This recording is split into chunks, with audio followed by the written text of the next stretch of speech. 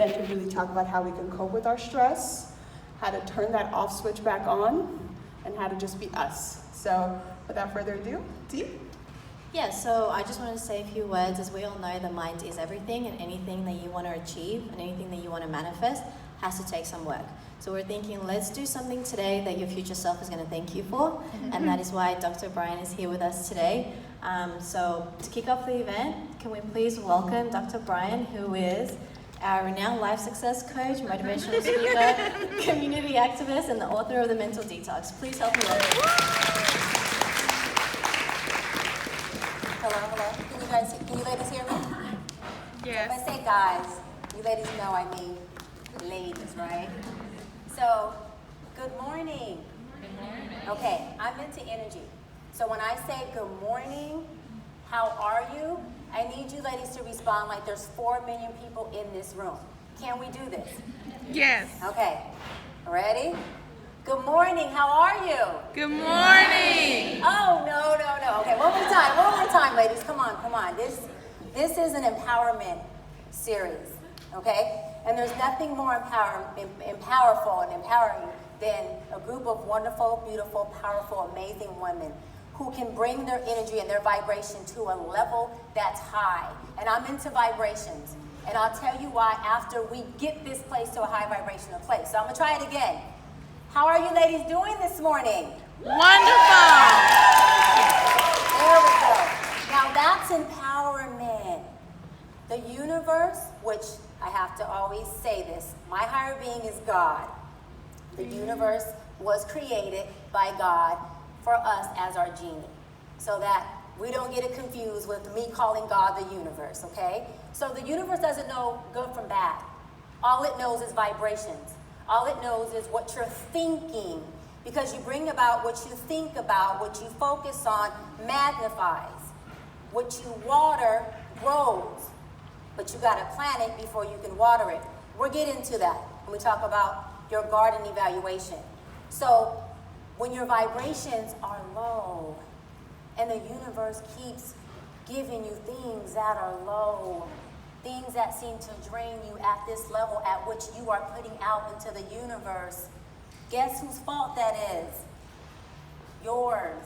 When your vibration is high and you're alive and you have energy, the universe matches your vibration. It matches your fly. So you want to make sure that you are creating your momentum by your vibrations early in the morning. You don't wait till 12 noon to create an energetic vibration. That's too many hours of the day that we have wasted. If you wake up at 8 or 6, soon as you wake up, the first thing you do is set your momentum and keep it. Your momentum when you wake up is, today is going to be an amazing day. Today is going to be awesome. I'm going to hear yes to everything that makes me happy today, all day long. Miracles are going to just come visit me all day long.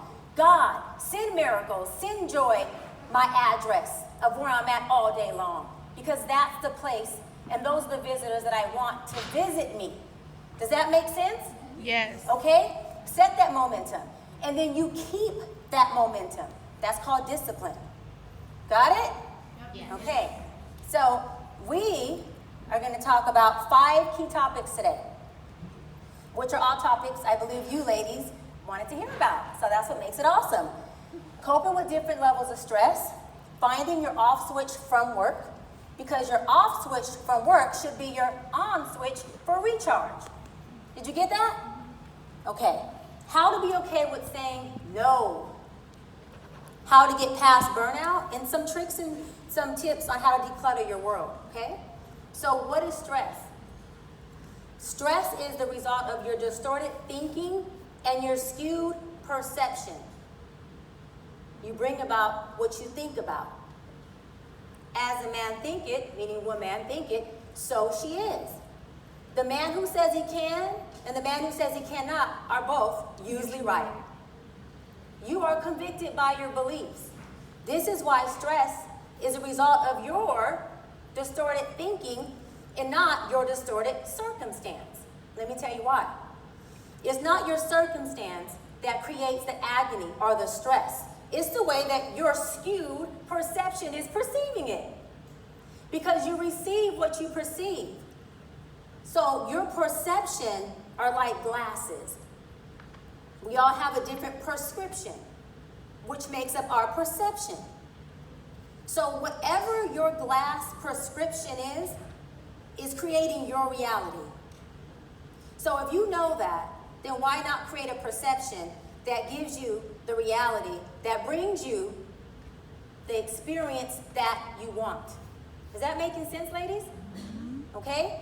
So, again, a miracle is just a shift in perception. A miracle is a shift in perception. Shift your perception and shift your life. Change your perception and what? Change your life. Change your life. Is it that easy? Yes. Is it that easy to learn and get to? No. It takes work. And it takes discipline and non-stop work and discipline, okay?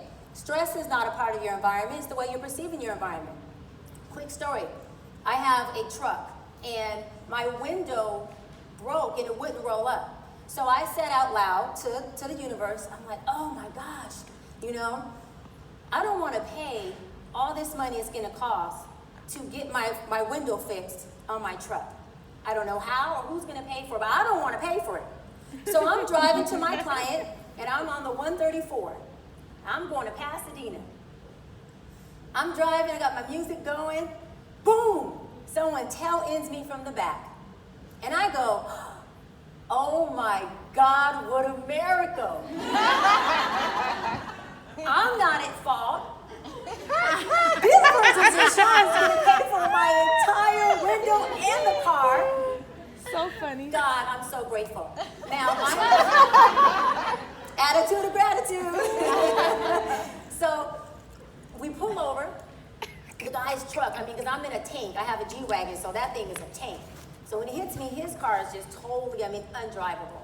So we pull over. He comes up to the side of my window. He's like, oh my God, ma'am, I'm so sorry. And I go, oh my God, sir. I'm like, it's okay. Don't worry about it. Are you okay? Let's just exchange information. I have to get to a client. He's like, ma'am, like, okay, you okay? He's like, I've never experienced someone be this okay with me. I'm like thinking, you have no idea how much money you just saved me. Perception. I could have looked at it like, oh my God, I'm trying to get to a client, someone just ran to the back of me, now I gotta get my car in the shop, give me your information, and just made it this big old thing of stress that it's not. But because I remember what I put into the universe, and I set my intent and my momentum early in the morning to say, I want all the yeses, I want all the blessings, I want all the abundance, it's mine, I deserve it, it's mine. Give it to me, send me my address, and it found me on the freeway. Right? How amazing is that? Right? So again, causes of stress, poor mindset. Poor mindset. Your mindset is very important. Your mind sets you on the path that you're going on. That's why earlier on, the ladies that were up here were saying how important your mind is, your mind is, your mind is. Your mind sets you on the path you're going on. So if you have a poor mindset, you're on a path of what? Poverty. Not just in your pockets, but in your joy, in your mind, in your environment, in everything you do all day long. Lack of self-mastery. Who are you? What triggers you? What brings you joy? What recharges you? What pisses you off? How do you handle those things? What are your pain pockets? How are you dealing with your pain? Or are you not dealing with it and you're suppressing it? What are you doing? Because either way it goes, you have to, I say this in my book, Mental Detox, you have to feel the pain, deal with the pain, and only then can you heal the pain. Because the cure for the pain is in the pain. You can't shatter a broken heart and have it in all these pieces, and then when you go back to put it back together, not experience that same pain to some extent while you're piecing back that heart. That's a part of the process. You can't keep running from yourself. No discipline, a fear-based life. Waiting for the aha moment or something to appear before choosing to be happy. Choosing's in capital letters. Do you know why? Because happiness does not happen by happenstance. It is a choice. You choose to be happy. Just like you choose to be stressed out by your thoughts and your perception. Is it your fault? Yes. Get out of your own way. But can you learn the tools and the tips to become more mindful, to strengthen your self-mastery and your mindset, and to get out of that place of waiting for this aha moment? Because let me tell you something. If you all women at our age have not figured out that there ain't no aha moment, then all of a sudden life just makes sense, we're all together, we never have to experience pain and agony anymore, aha moment. That doesn't exist. Whoever sold that to you, they sold you a false truth, if that even makes sense. They did a disservice, did you a disadvantage. That doesn't happen. You experience aha moments all the time in your life. Aha, I get it. Aha, that makes sense. Aha, this is something that makes me happy. Aha, I got the job. Aha, I got the family. Then all of a sudden, everything tanks and you're going, what happened? Then you're back to aha. Life is an emotional roller coaster. As long as you're breathing, life is going to happen to you. You might as well learn how to cope. Might as well learn how to think. Might as well learn how to have your perception in a way that can bring you the things that can create a joyous, happy, successful environment and experience for you. And I always say this, and people tend to love this. I don't know, we'll see if you love it too. Living in the past causes depression. Living in the future creates anxiety. The only place that you have harmony is in the present. So please just enjoy the gift. Just enjoy the gift. How do you cope with stress? Self-talk. I talk to myself all the time. I talk to myself. Yes, I answer myself. I reply to myself, and I tell myself what I need to hear to make it through whatever I'm going through. About a week ago, my best friend's at the house, and she goes, "Are you talking to yourself again?" So I come out the room. She's in the living room. I'm like, "Girl, I talk to you, don't I? I like you enough to talk to you. So if I like you enough, I darn sure love me enough to have a conversation with myself and entertain me." And let me tell you why self-talk is so important. Because if you haven't already had moments where it was just you and God, and only you two that had to get you through and pull you through and make it happen, then if you haven't had those moments, put your life jacket on, baby, because it's coming at some point. And if you cannot talk to yourself and empower yourself, then nobody will be able to implement and project that onto you, because we can only receive what we have. If something is foreign to us, we don't know what it is. So oftentimes we will sabotage it, or we will not be receptive to it because it's not something that we already have within ourselves. I say we're like empty glasses, right? This is empty. You fill this thing up with everything that you are, that you think. You're supposed to fill it up with everything that you want to be, things that you're proud of, the experiences you want in life. Because at some point, let me tell you what happens. This thing runneth over. And when it runneth over, who do you think has to deal with the good, the bad, or the ugly of it runneth over of your cup? You. So that's why self-talk is very important. Next is the garden evaluation. This is my favorite. I talk about this in my book, Mental Detox. What are you planted in? What are you rooted in? The harvest of your fruit depends on your root. A lot of you guys are women, have a garden that is unattended. We're going to get to that when we talk about self-care. An unattended garden is worse than a garden that you are planting horrible seeds in. Why? Because an unattended garden attracts rodents and weeds. Let me tell you something about weeds. They don't need water and they don't need nurture. They grow.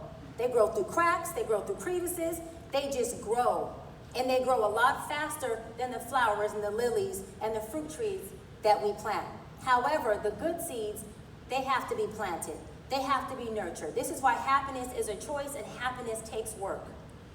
Self-work, self-development work.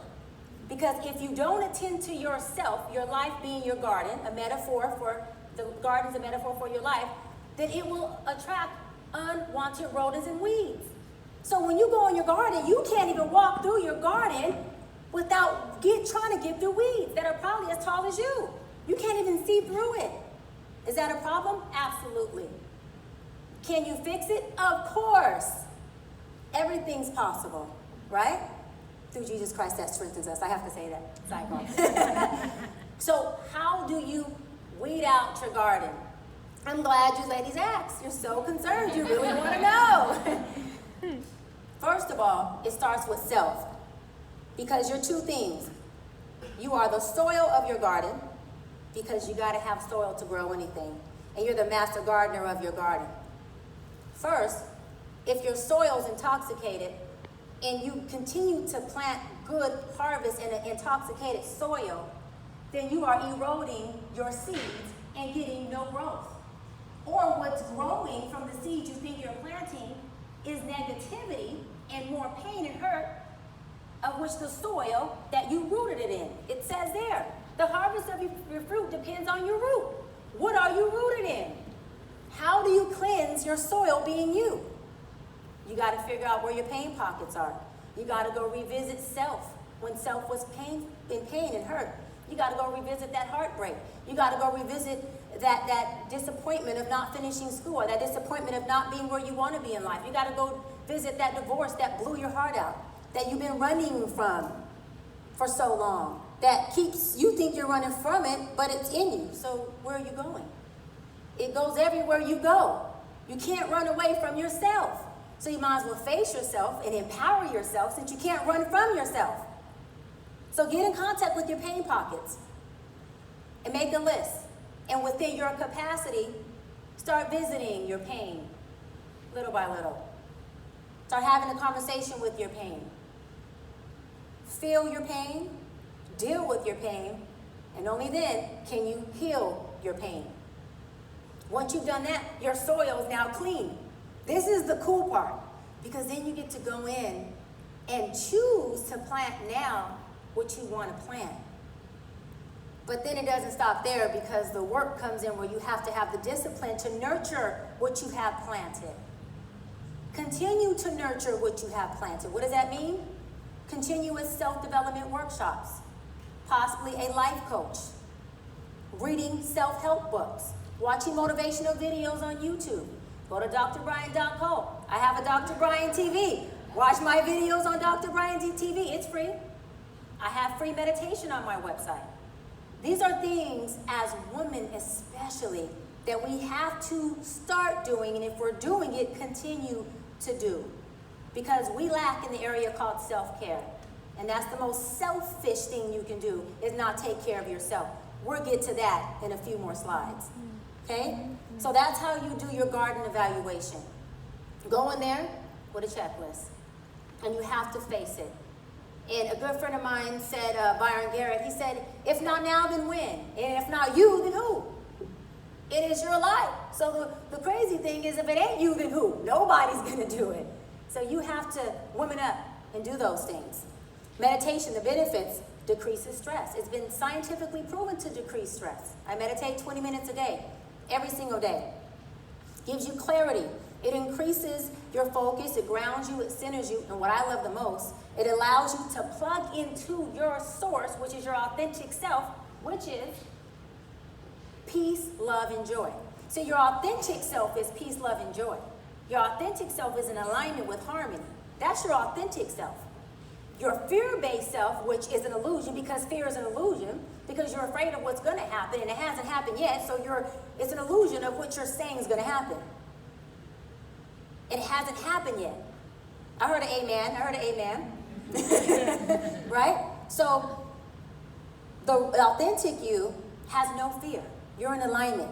You understand that the same God that got you through yesterday is the same God that's going to get you through today. And I promise you he'll get you through tomorrow. Because, see, God doesn't waver, humans do. Let me say that again. God doesn't waver. I'm not trying to take you to church, but God doesn't waver, humans do. He's sturdy. He's the same yesterday, today, as he will be tomorrow. That's why you choose faith and not fear. And when you have faith in your faith, then you know, that this too shall pass. And if it has passed in the past, which if we're all sitting here and breathing, that means some circumstance has passed, then you should have the faith that the future things, or the things you're going through now, will pass too. Why is it that the more that we go through, we get chipped away at, and the more that the universe, God, or whatever higher being you believe in shows us, I got you. This has passed. I got you. This has passed. I got you through it. I pulled you through.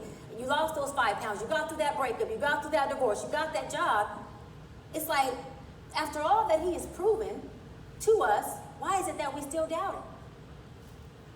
That's that fear base. That is out of alignment. You're not in alignment with your authentic self, because the you self is in love, joy, happiness, and in faith. Nothing about you is in fear. And Les Brown says it best: feel the fear and do it anyways. That's the most empowering thing you can do, is feel the fear and do it anyways. Because I say to Mental Detox, behind that door of fear, crucify your fears and every door will open up. You don't believe me? I'll give you $100 for every time you crucify your fear and the door doesn't open up. I'll build a door and let you walk through it if it doesn't open up for you. That's how much I have faith in my faith about that being right. Affirmations, and check your associations. Again, it's not the circumstance that's causing stress. What are you associating to this circumstance that is creating a stressful environment for you? If I associate coming up here to speak with, oh my God, I have to speak in front of all these women, what if they don't like me, what if they think I look crazy, or I sound dumb, or what am I talking about, and all those things, I won't be able to present at a powerful, confident level. But if I change my associations and associate it with, I'm in my purpose. God, give me the words to speak what these ladies need to hear. Give me the ears to listen to the questions they have for me. Let me be a vessel. I give myself away, use me. I want to be of service. What do they need from me today? This is not about me. What do they need from me? I change my association to that. I'm empowered by my latter association. I'm ready to set this room on fire. I'm ready to give tools and motivate and inspire you ladies. I'm ready to be a part of that. Check your associations. All the time is what you're associating to your marriage, to your job, to your kids, to whatever else you got going on that's causing you stress. That's causing the stress. It's never the circumstance. It's how you're looking at the circumstance. I gave you the example with my car getting ran into. I know many of y'all probably have had accidents and been like, oh my God. Check your associations and affirmations. All the time you should be affirming to yourself. There's power in life. There's life and death in the tongue. You should always be speaking things into your life. If nobody speaks it into your life, Oprah Winfrey says it best. If you are waiting for anyone to make you happy, if you are waiting for anyone to do anything for you and bring you joy, you will be waiting forever. It is your responsibility to make yourself happy. And that's just the truth. Okay? And start seeing everything as a blessing. Why? Because it is. And if you receive what you perceive, then what do you have to lose by seeing it as a blessing? The worst that may happen is you might just receive a blessing. That would be so, oh no, right? Finding your off switch from work. Self-care. It has about 400,000 exclamation marks at the end of it, because so many women do not do this because they feel guilty when they do this. The mama bears, the wifey bears, and just the bears who happen to be mamas and women to other people who depend on you. 10 minutes away and they need you and you're not there. Oh my God, I'm horrible. Let me explain something to you. Self-care is the most selfless thing you can ever do for your loved ones. You only can give what you have. If you're depleted and drained and you have nothing to give, for what? At the expense of your peace of mind? Everything comes with an expense. Self-care does just as much for your loved ones as it does for you. Just as much. It is the most selfless thing you can do. Why?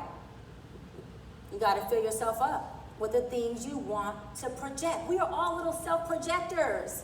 Everything that I'm giving you right now is just a self-projection of who I am. You want to know what someone's going through? Be quiet for 10 minutes and let them treat you a certain way. They'll show you who they are. Because out of the mouth flows the abundance of the heart. You want to know what I'm going through? Let me treat you some way. Because how I treat you is a direct reflection of who I am and where I am in my life. Hurt people, and heal people. And that's facts. And it's a Dr. Bryant fact. Okay? So, self-care. Set boundaries. Make sure you have time for work and time for you. And then commit to it. You have to commit to these things. There's power in commitment. Let me tell you why. The universe doesn't know good or bad. It just knows what you commit to. I commit to self. The universe is going to commit to self with you. It will conspire to give you everything you need for the desires of your heart. Only thing you're required to do is have a desire. God fulfills the desires of your heart. He just said have a desire. And he fulfills it. Do your part here, do yours. And I always say, God told Noah to build an ark, and then he blessed it. He didn't build it and then bless it. He blesses what you build. So what are you building in yourself? And wondering why favor is not fair. No, favor is fair. I don't agree with that church statement. Favor is fair. What's not fair is how you treat yourself. Because God blesses what you build. So if you are not building within yourself, what is there to bless? What is there to favor? Or should I say, if your favor is here, or your self-investment is here, your blessings are here, so maybe that's why you can't feel them or see them. And how about this? Your blessings could be this big, but because you aren't in the space to receive it, because your capacity to receive is this small, because you're not taking care of self, then you're still in your own way. Your blessings cannot come into a place that you don't have the capacity. You want to know why? Because to whom much is given, much is required. If you can't require it, you won't be given it. Stay out of your own way. Make sense? You still with me? Yes. Okay. Do what you want to do and what needs to be done. I'm talking to myself when I put this up there. Make a list of the things that you want to do. We are so used to doing things, us career, powerhouse, mama bear, women, are so used to having a checklist of what needs to be done. Everything becomes a task. You're out of balance. There needs to be time set aside where you do exactly what you want to do. Even if what you want to do is do nothing, but sit and have peace of mind and peace of quiet in your home, in your chair, then do that. If you want to go home for 2 hours and sit on the phone with your girlfriend and just talk about the hummingbirds in the back of the yard and the Sauvignon Blanc glass of wine you had last night, which is absolutely nothing to most people, then you should be doing that. Because that has more benefit to you than you can ever imagine. Make a list. This is really your homework. Make a list of things I want to do. That's how you get your desire back. That's how you wake your heart up. Wake up your interest. Wake yourself back up. Stimulate the in you. Care about yourself. You're important. You mean a lot to a lot of people. You have greatness in you. Activate that. Connect with that. Stimulate yourself. Do it for you. Because at some point, who knows, there were days where I had to only do it for me. No one did it for me. And I had to learn. Thank God that I learned. Thank God that I have that tool to pull through now. Okay? Find your recharge. What are you plugged into? And are you the socket or are you the outlet? Let me tell you what a socket is. Most of y'all are probably the socket. Think of a chandelier. And it has 4 sockets. The light bulb goes into the socket, twist it, boom, it has electricity.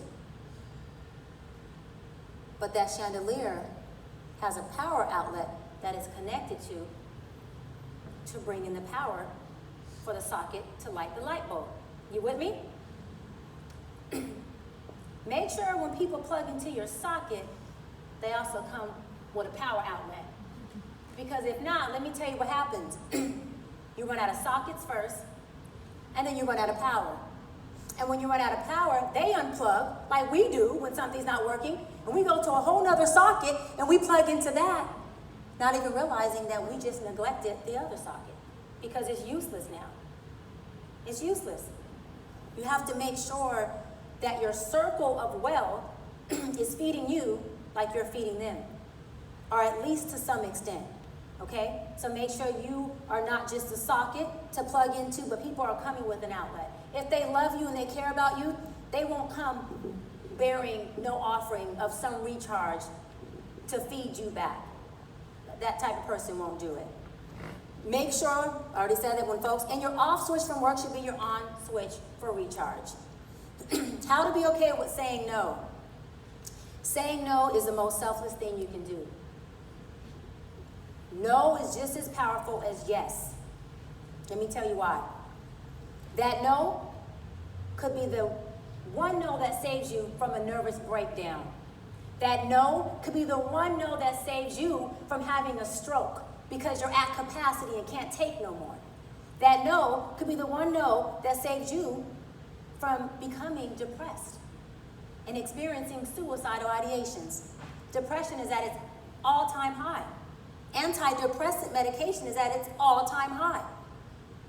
Every school shooting, listen to me, not 80%, not 90%, not every school shooting, and you can Google it if you want to, every person has been on an antipsychotic medication. What I'm saying is that you have to make sure that you know your off switch. You have to understand that no is powerful. And no can be the decipher between you losing your mind and you having a peace of mind. And if you ask me, no is worth my peace of mind. At no expense will I give up my health and my livelihood because I had to say no. What comes with saying no? A lot of guilt. A lot of guilt. Especially from us people pleasers. Well, I'm not a people pleaser, so let me say from people pleasers. A lot of guilt. But who is your go-to? Who's pleasing you? And is that fair? And let me go even further. Who taught you that it's okay to be dishonored and used and abused in a way that you have people in your circle that you can't say no to and them not understand that you just can't take no more? Where did you learn this? Because it's called learned behavior. Did you learn in a household from mom who couldn't say no? So she might have had a nervous breakdown, or maybe had a miserable, marriage with dad, and she hid it, and everything was just suppressed and secretive and quiet. You got to check your resources. Do your due diligence. This is called self-mastery. Who are you? Where'd you come from? So you understand your pathologies, your patterns, and why you do what you do as a woman. Because I can tell you 99% of what you do is because your mama did it. And because you learned it. Even if your mom didn't grow, you don't know your mom, you were adopted, there's a thing called DNA. It's called hereditary, and it's in you. You have the same blood, so you're going to have the same ways. You're going to do things very similar to her. And the cool thing is, because learned behavior can be unlearned, and you can learn something new, at least take a self-inventory of what does not work for you. Get rid of that stuff. And then put in the things that do work. Let me tell you, it's harder to find the things that work for you than it's going to be for you to find the things that don't. Because you already know what's not working for you. You just continue to deal with it. That's called choice. But when we build a norm of doing things we have to do and not saying no and being in this suppressed little bubble, when we're gallon-sized people who are acting like pint-size because we feel we're too big for things, we're asking for too much, or we don't know our worth, then we become bite-sized. And so does our self-worth, and so does our self-esteem, and so does our world. And your external world is in direct alignment of your internal world. If you're screwed here, you're screwed here. That's just what it is. People who are disorganized here go to their house, get in their car. Everything's a mess. How you do one thing in life is usually how you do everything. Okay? Your relationship grows at the extent of the investment you make in them. Okay? So, your relationship grows at the extent of the investment you make in them. Let me say this. How is your relationship with yourself? Maybe you're shorting yourself on your investment. Why would you invest more in anybody else than you would in yourself? Why would you do that? Because it's selfish? No. My dad told me one time, I would give you my last, but then I wouldn't have nothing for myself to go re-up and have more to give you. I said, Dad, that was genius. I never thought of that. On the airplane, they say what? I know this is cliche, but they always say when the oxygen mask drops, cover your face first. Not your infant child, not your 3-year-old child, not your husband, not your best friend, not the person who you're trying to people please. Cover your face. Because if you can help yourself, then you are more of an assistance and help to help others. But if everybody's trying to help someone else and not taking care of self first, we lose everyone on the plane. I bet you. Let me tell you why else no is important. A lot of you guys are carrying luggage and baggage that is not yours. It's not yours. It's your fault because you're allowing it. And I don't mean to be so brash, but I'll do a disservice if I'm not being honest with you. Even the airlines limits one bag per person and 53 grams of weight or whatever it is when you travel. Because the plane can't even carry that much weight. It just can't do it. And you're carrying baggage and luggage that is over exceeding what your capacity to carry is. And pressure does two things. Two things. It busts pipes or it makes a diamond. That's it. Bust pipes or makes a diamond. I don't need pressure on me to bust my pipe because I know I'm going to come out a diamond because I'm just that determined. I'm just that tenacious. But there's some of us who it will bust our pipe. And that's when you get to the burnout stage, which we'll get to in the next slide. So you can either learn the power of no, or life will teach you at the expense of your self-destruction. It's your choice. How to get past burnout. What is burnout? Burnout is when you allow circumstance and people to stretch you beyond your capacity to the point of depletion. Your homeostasis is out of balance. I don't know if anyone's experienced burnout. I have. It is a very dark and very painful place to be in. If you've experienced it or you're in it now, it's extremely dark. Because not only does it burn you out from work, but it burns you out from play. Burnout means that. You're like a candle with no wick. Useless. You cannot light wax. You need a wick to light candle. You're burnt out. So, meditate on this slide again. Meditate shuts your mind down. It centers you. It shuts everything down so that you can recharge and just center into who you are. Because all the power that you need is within you. You have everything that you need. Let me say it again. Everything that you need, you already have. You are just not stimulating those things. You're not speaking them into life or into existence. You're not nurturing those things. And or you don't have people around you who are doing that for you. And you're too busy probably nurturing and other people's dreams and their life and, everything that they need. Give yourself time. It takes time to get out of this place of burnout. Okay? Take breaks in between work and play. And the Dr. Bryant tip, GWC. When you take on a demand or responsibility, this will help you get out of burnout and help you to prevent going back into it. Do you get the responsibility and demand? Do you want the responsibility and demand? And last, but definitely not least, do you have the capacity to even be involved and deliver that demand or responsibility? Because if you don't have those things, then it's not within your capacity. GWC, do you get it? Want to have the capacity to do it? That's not just in business, that's even in a relationship. Do you get this person? Do you want this person? Do you have the capacity to deal with this person? Because you got a lot of gallon-sized people who are what pint-sized people. Carry 1 gallon more than a pint. So I say it to say, If you're a gallon-sized person, like I'm a gallon-sized woman. I may not look like it, but in here I am. And if I'm with a pint-sized person, it's that pint-sized person gives me their all. Doesn't fill up a gallon. I'm still empty. It's not their fault because they're giving me all that they have. But it's not my fault that you don't have the capacity for me.